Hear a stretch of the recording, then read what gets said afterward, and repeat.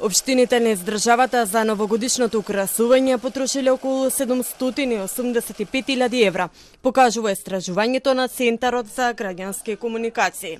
Најмногу средства издвоила општина Штип, која за украсување потрошила над 80.000 евра, а на второ место се наоѓа град Скопје со околу 70.000 евра.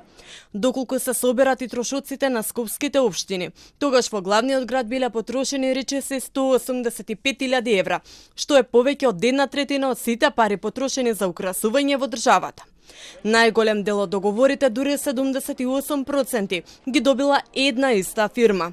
Герман Филков од Центарот за граѓански комуникации вели дека тендерите се објавуваат доцна и поради тоа само една иста фирма се јавува на тендерот, бидејќи другите немаат време за да излезат со понуда.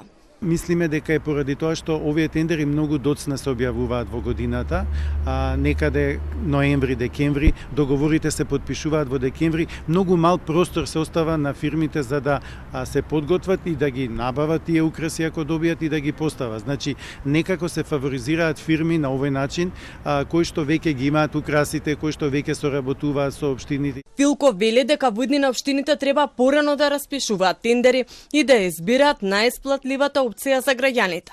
Општините да направат анализа што е најрационално за украсите, кој модел да го применат, дали за тие пари навистина најисплатливото нешто го добиваат за граѓаните, и второ да се подготват овие тендери да се распишат порано, за да можат и други фирми да учествуваат. Дури 30 од 32 договори се склучени во декември, а дел од нив само 2 недели пред новата година.